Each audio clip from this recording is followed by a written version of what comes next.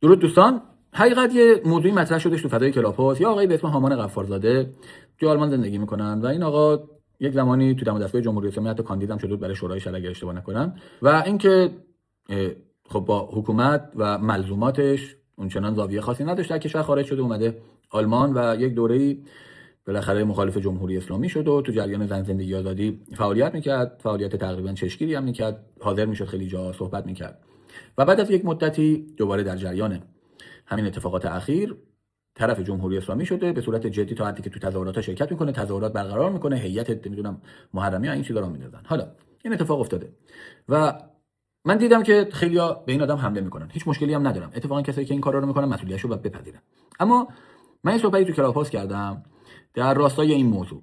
برای دوستان این قسمت رو از کلاپاس کات کردم و یه ویدیو هم از خود آقای هامان غفارزاده میذارم که دوستان ببینن و ببینن که اون صحبتی که من تو کلاپاس کردم پیرامون چه موضوعیه. خب بذار من اینجا برم از یغما بپرسم. درود به یغما. درود آقای زرقاوی. نظرتو بگو دیگه، من دیگه احتیاج نیست برای توضیح بدم، همه رو دیگه میدونی. نظر خودتو بگو ببینم چی میگی تو. خواهش میکنم. من حقیقت صحبت دوستان رو شنیدم دیگه، نام نمیبرم خدمت همه. درود خانم پریسا گرامی و دیگر دوستان. حقیقت من صحبت همه رو شنیدم، با صحبت آقای اسدی خیلی موافقم، با صحبت آقای امیرم همینطور، اما یه مقدار من تو بعضی موارد مخالفت هم دارم. به این دلیل که تنها تفاوت من با آقای اسدی اینه که من این دوستان رو سیاسی نمیدونم. آقای اسدی نظرشون اینه که سیاسی هستن و به خاطر ناامیدی به هزاران دلیل تغییر رویه دادن. نه، من اصلا سیاسی نمیدونم. اینها طرفداران موقعیت‌های اجتماعی هستن و تفاوت طرفدار و پایگاه اجتماعی همینه. طرفدار با شما پیوند ایدئولوژیک نداره، مثل طرفدار تتلو. آلبومش میاد، پول میده، میره اونجا، جیر و واجر میکنه، جیغ میکشه، نمیدونم سلطان تتل میگه، همه این کارا رو میکنه، میره ترکیه، همه کار میکنه. اما پایگاه اجتماعیش نیستش که تتلو میتونه در بهترین حالت طرفداران خوش سرکیسه کنه. بیشترین کاری که میشه با طرفدار کرد اینه. نمیشه با طرفدار کار عمیق اجتماعی کرد. اون پایگاه اجتماعیه که باش میشه این کارا رو کرد. خب الان یک نفر از پایگاه اجتماعی زن زندگی آزادی تغییر شکل داده؟ نه، یک روند و جریان اجتماعی بوده، تبلیغات داشته، دم و دستگاه عریض و طویل بین المللی بهش پرداخته، شبیه تیم به نظر رسیده، یه عده طرفدار شده. به عنوان مثال تمام کسانی که تو جریان زن زندگی آزادی اومدن نقش آفرینی کنن، اما اینها منظور بخوام به صورت ویژه اگر بخوام نام ببرم، اگر کسی در روند زن زندگی آزادی خودش رو به عنوان نیروی منظور فعال میدونه، اما اولویت اجتماعیش مسئله زنان نباشه، مسئله تبعیض به زنان نباشه، مسئله LGBTQ نباشه، مسئله حفظ هویت فردی افراد نباشه، اولویت‌های رفع تبعیض جامعه نباشه، مسئله حفظ و کرامت و مسئله حقوق بشر نباشه، ولی تو زن زندگی آزادی باشه، این پایگاه اجتماعی زن زندگی آزادی نیست که این طرفدارشه، در بهترین حالت طرفدارشه.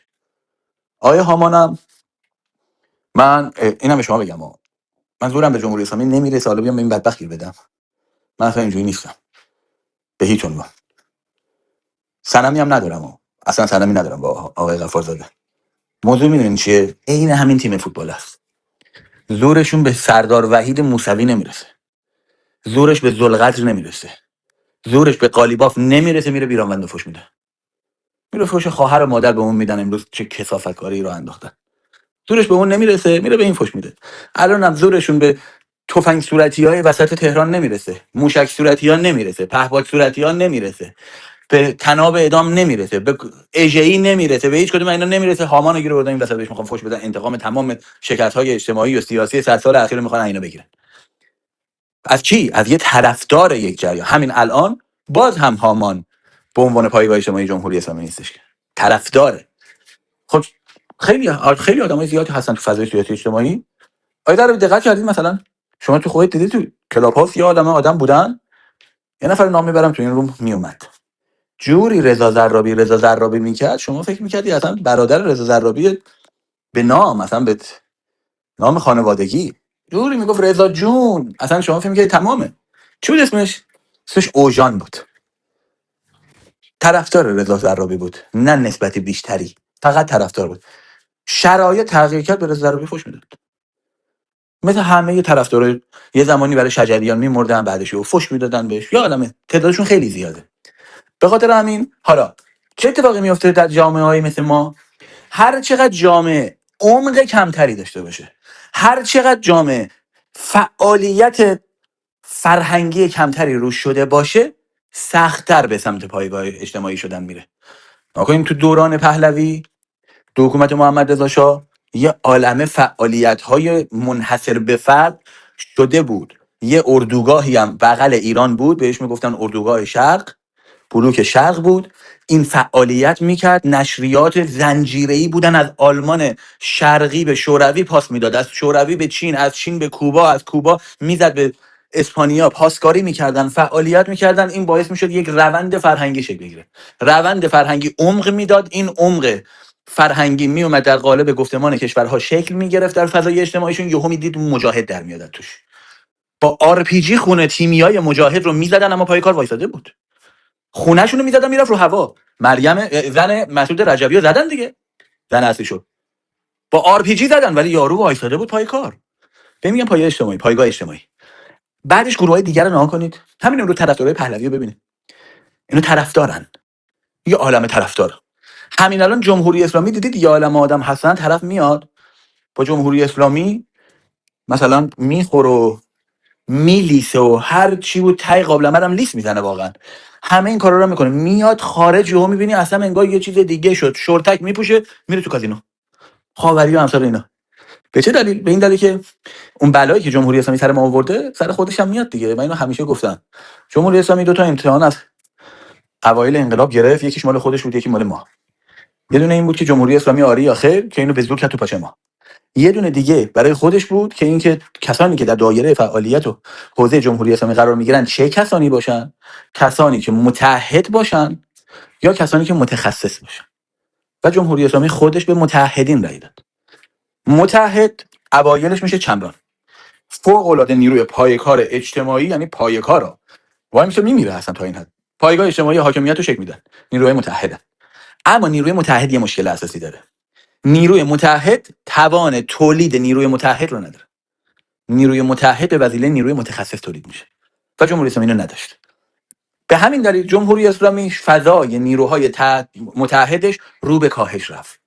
این فشاری که به جمهوری اسلامی وارد میشد خودش رو در مدل‌های مختلف اجتماعی نشون داد و این بیماری درون جامعه ایران اشاعه پیدا کرد و همین ادامه پیدا کرد و جامعه ایران امروز دوچارشه که ما یه عالمه بلوک سیاسی و اجتماعی و ورزشی و فرهنگی و هنری و تاریخی داریم که پر طرفداره ولی پایگاه اجتماعی ندارن. نرگس محمدی یه عالمه طرفدار داره، به خصوص تقریبا همه کسانی که مخالف دم و دستگاه پهلوی و جمهوری اسلامی هم با نرگس محمدی اوکی هست. ولی نرگس محمدی فقط طرفدار داره، پایگاه اجتماعی نداره، نمیتونه کار خاصی کنه. همشون همینن و به همه ایرانی ها سرایت کرده، داخل و خارج. واقعا دقت کنید، ما هر کاری میکنیم صحبت میکنیم ما پایگاه اجتماعی میخوایم برای این چیز، برای این همه کار. تا طرف میگه یه چیزی من بگم اینجا، این مستر هپی رو من نمیشناختم مثلا، تازگی‌ها فهمیدم این نفر وجود داره، یه مستر هپی فوش میده، انگار هنرش اینه که فوش میده. این مستر هپی یه دونه صدا ازش شنیدم میگه توییتر میخوایم پاک کنم فلان کنم، $5000 ماهیانه بدید انجام بدم. این طرفدار دیگه، اوایلش میاد طرفداری میکنه، بعدش متوجه میشه که منافع داره، میفته اون وسط. نیروی پایه‌کار یه دم و دستگاهی، اون پایگاه اجتماعی که دنبال پول نیستش که. پایگاه اجتماعی فانوسخه رو میبنده به کمر، شلوار میپوشه، بدون هیچ امکاناتی میره اونجا وای میسه، سالها کشته میشه، شبیه طالبان میمیره 20 سال میمیره. قبلش مجاهدای پاکستان میزنن میکشنش، بعد جریان سوسیالیست افغانستان میزنه میکشش، بعد جمهوری اسلامی میزنه میکشه، بعدش دم و دستگاه داوود خان میزنن میکشنش، همونجوری میکشن ولی وایساده اونجا با یه دونه فانیسخو یه دونه بطری آب 40 سال اونجا وای میسه. الان آقای هامان هم قضیهش همینه. آقای هامان یه طرفدار مثل بقیه، مثل بلایی که همه ایرانی‌ها دوچارش هستن، این بدبخت هم دوچارشه. یه سری انگیزه های اجتماعی شکل میگیره. این انگیزه ها یه نفر مثل زرابی نگاه میکنه میگه آقا من اینا رو درک کردم، یه سابقه سیاسی هم دارم، سرد و گرمم چشیدم، اصلا میدونم چی به چی. این انگیزه رو تبدیل به موتور محرکه خودم میکنم. خب هامان که اینا رو نداشته که، هامان که نرفته با رزمارا بشینه قهوه بخوره که، هامان نرفته با شهرام همایون 20 سال بشینه کار رسانه‌ای بکنه که. چی میشه؟ انگیزه اجتماعی رو میبینه، فکر میکنه تیمه، طرفدارش میشه. الانم چی شده؟ فکر میکنه این تیم جدیده که رنگش هم صورتیه، فکر میکنه این تیم برنده است. اصلا حق با اینه. طرفدار اون تیم شده. 2 روز دیگه یه اتفاقی میفته، یهو جمهوری اسلامی شبیه سال 98 میزنه آدم میکشه. خیلی فجیع دیگه. اون اه، منظور فاصله ها، اون گپ به صورت جدی دوباره دیده میشه. احساس میکنن که اون تیم دوباره رفته تو ضعف، میگه آقا من دیگه نیستم. میگه من نیستم، از سال 98 مثلا دیدم دیگه، نظرم برگشت، میره تو یه تیم دیگه طرفدار اون میشه. من یه بدی هم نداره، شاید از بیرون نگاه کنید خیلی بده، اما این بیچاره خروجی یک جامعه کلنگیه. هممون همینیم. چقدر چیزا رو ادعا میکنیم ولی پایگاه اجتماعیش نیستیم، طرفدارشیم. در غیر این صورت این میزان از منفعت طلبی شخصی درون یک جامعه اصلا توجیه نداره. طرفدارشیم. انصافا یه لحظه به خودمون نگاه کنیم، چند تا چیزو ما حرف میزنیم راجبش. اکثر اینا رو ما طرفدارشیم، پایگاه اجتماعیش نیستیم. نه هزینه میکنیم براش، نه دونیت میکنیم، نه فعالیت خاصی میکنیم، نه میریم دنبال ارتقاش، نه سازماندهی شدید میکنیم براش، نه اینکه عمرمون رو میذاریم پاش ادعا میکنیم ما همه رو رفتیم ما ترکوندیم، هیچ غلطی هم نکردیم. به چه دلیل؟ انتظاری هم ما نمیره، چون ما طرفداریم. یکی از اصلی ترین ویژگی های طرفدار نسبت به پایگاه اجتماعی اینه که پایگاه اجتماعی یک ریشه‌ای داره. اگر یک نفر امروز از جمهوری اسلامی کند، میگه آقا گوره باباش دیگه نمیخوام، بکنه در لحظه، به هیچ عنوان من نمیدونم آدمو قبول نمیکنم. همونطور که مهدی نصیری، مراد ویسی، علی حسین قاضی زاده، تاج زاده، هیچ کدوم اینا رو قبول نمیکنم. به چه دلیل؟ من میدونم اینها پایگاه اجتماعی جمهوری اسلامی بودن. پایگاه اجتماعی الکی شکل نمیگیره. پایگاه اجتماعی هم پایداره هم ریشه داره، اما طرفدار مقطعی و متغیر و تفننیه. به خاطر همین اگه از حاکمیت کسی تو دم و دستگاه حاکمیت تا حدی شده که بره کاندید بشه و تو کاندید الزام عملی به اصل ولی فقیه وجود داره، کسی که تا این مرحله رفته پایگاه اجتماعی بوده.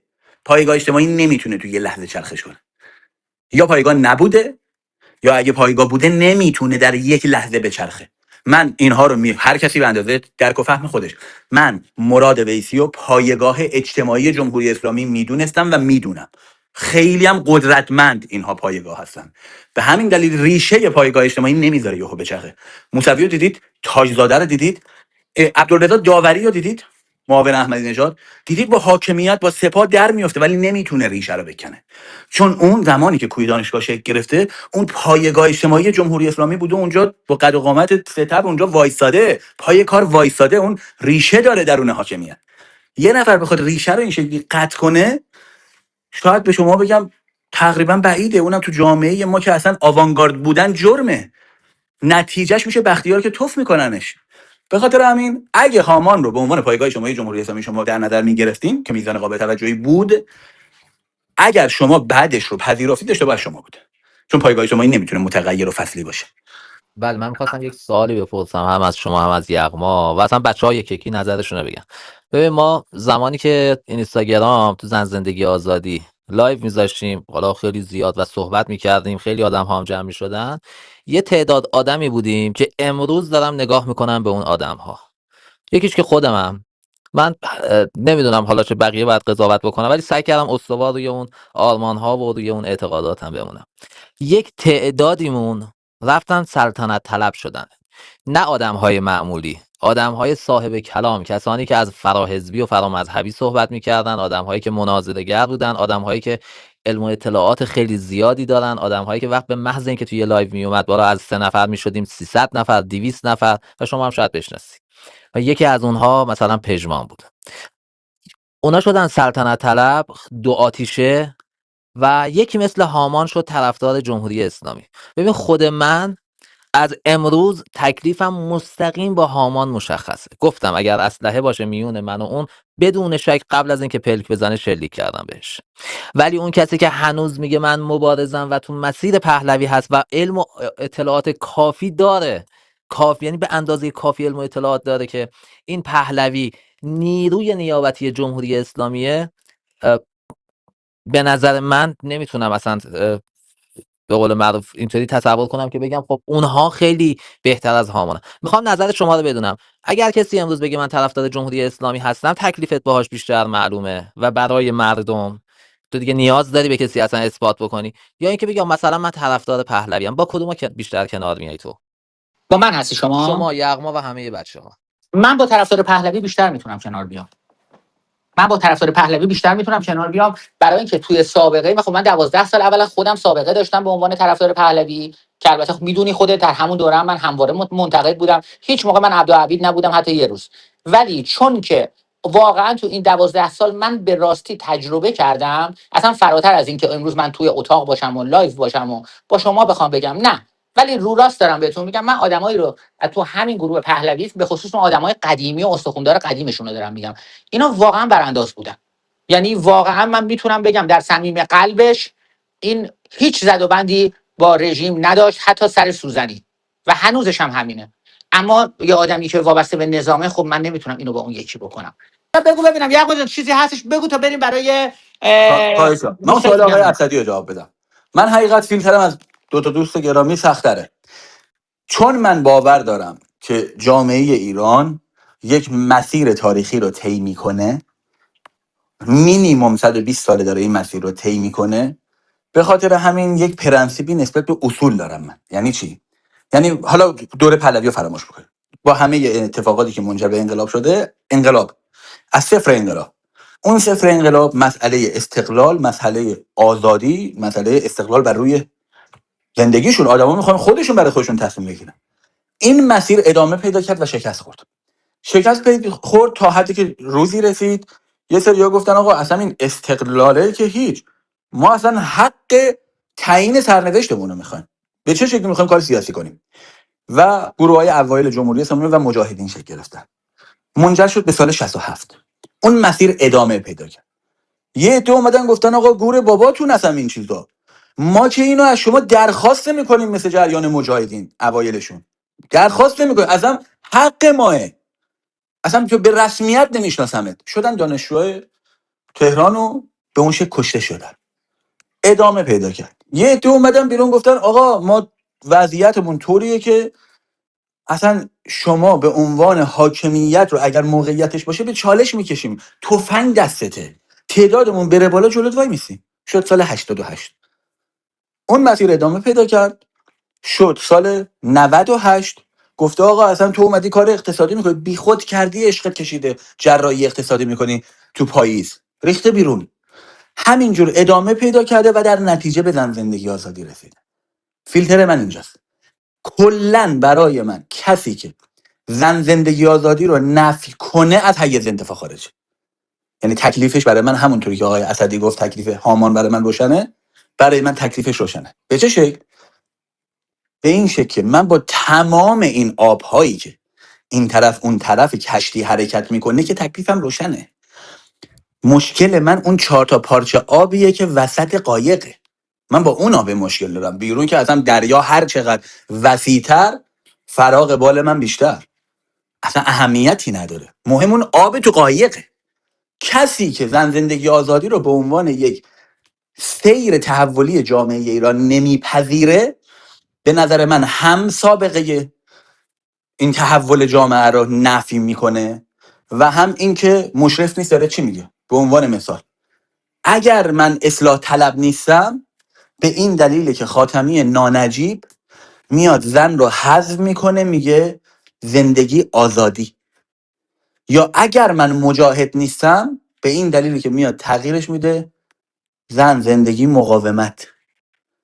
یا پهلوی نیستم، میاد تغییرش میده مرد میهن آبادی. به این دلیله. اون فیلتر من فیلتر سختیه. به خاطر همین من کلا تکلیفم با همه اینا، من تکلیفم با جریان پهلوی و جریان جمهوری اسلامی مطلق روشنه. اگر زن زندگی آزادی رو به معنی واقعی کلمه، میتونه دوستامون بگه آقا گوره بابا تو کی هستی که بخوای تعیین کنی؟ من نسبت به خودم میگم. اگر کسی نسبت به این واکنش مثبت داشته باشه و خودش رو به عنوان پایگاه اجتماعی حداقل طرفدار، یا حداقل مثلا کسی که امپاتی باش داشته تو جایگاه اون ببینه، من با فیلترم جور در میاد. در غیر این صورت از حیز التفاع برای من خارج. میتونم باش گفتگو کنم ولی نه چیزی بیشتر از گفتگو، اصلا کلابوریت نمیتونم باش بکنم. خواهش می‌کنم.